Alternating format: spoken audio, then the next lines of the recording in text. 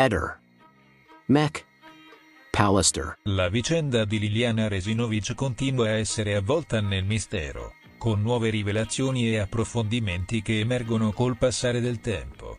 Amici, familiari e inquirenti cercano ancora di far luce su cosa sia realmente accaduto alla donna scomparsa il 14 dicembre 2021 e ritrovata cadavere il 5 gennaio 2022 in un parco di Trieste. Tra coloro che più hanno seguito il caso fin dall'inizio c'è Fulvio Covalero, amico di vecchia data di Liliana, il quale si è espresso sulla vicenda con dichiarazioni che gettano nuove ombre sull'accaduto. Fulvio Covalero parte dalla definizione di delitto di prossimità, un concetto richiamato anche dal giudice per le indagini preliminari quando ha respinto la richiesta di archiviazione dell'inchiesta. Non mi aspetto che il cerchio delle indagini si possa allargare più di tanto, afferma Covalero, lasciando intendere che chi ha ucciso Liliana potrebbe essere qualcuno a lei molto vicino. Per Covalero non si parte da zero, anzi, ci sono elementi concreti da analizzare. Le lesioni sul cadavere ci sono, qualcuno ha malmenato Liliana.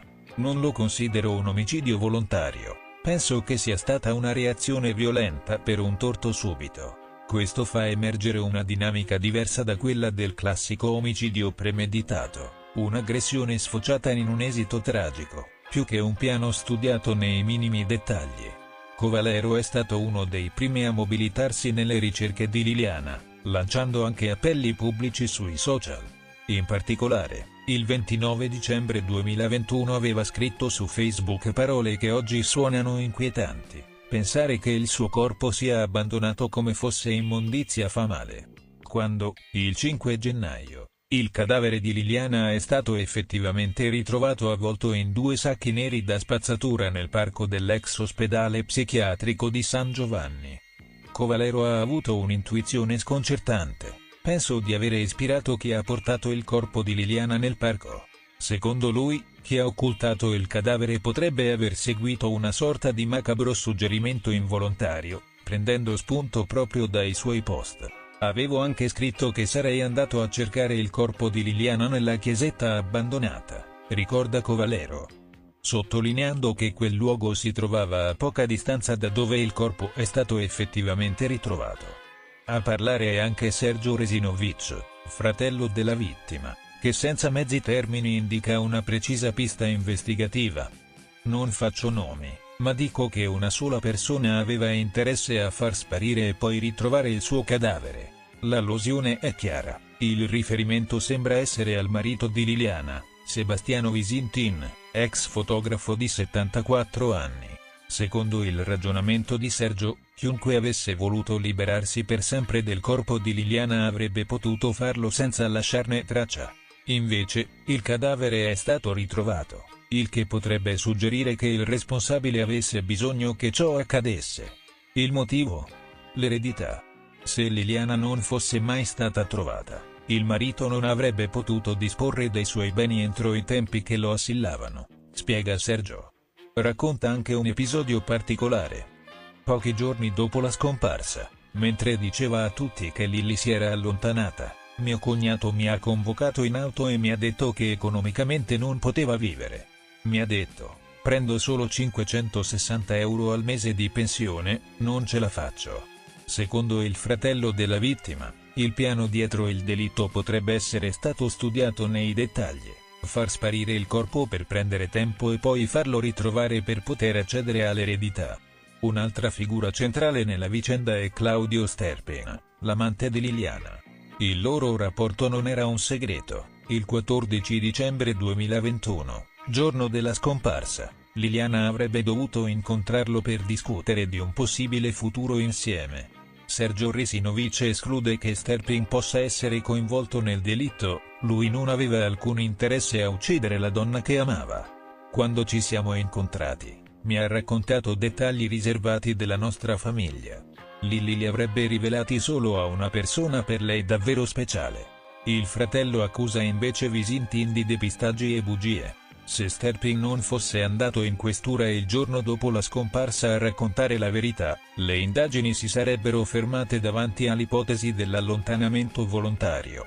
Sergio Resinovic non ha mai potuto vedere il cadavere di sua sorella, ma solo alcune foto.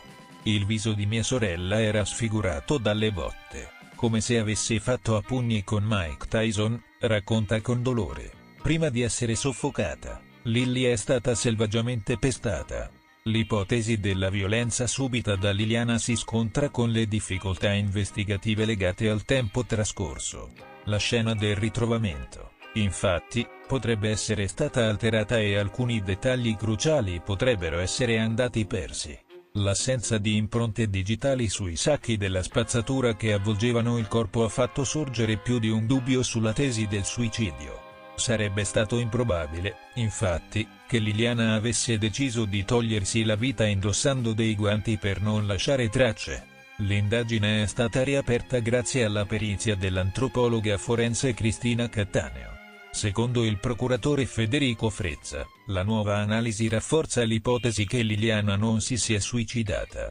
Tuttavia, il tempo trascorso rappresenta un ostacolo. Il DNA si degrada e molti elementi della scena del crimine non sono stati repertati correttamente. Ci sarebbero stati errori palesi nell'inchiesta. Il corpo doveva essere maneggiato con più attenzione, senza alterare la scena.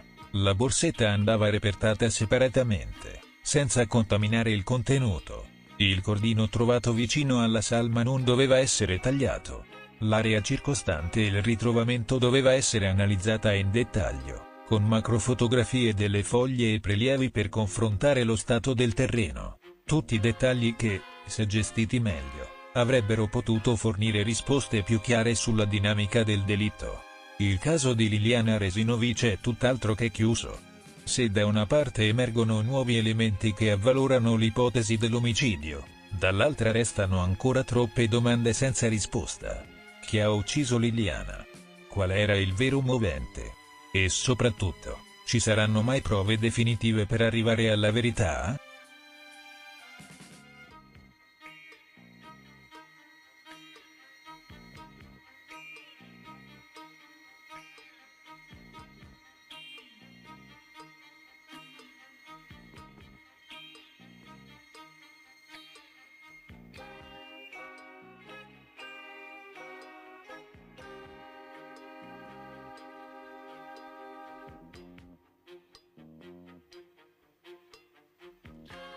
Ehi, non dimenticare di iscriverti a questo canale.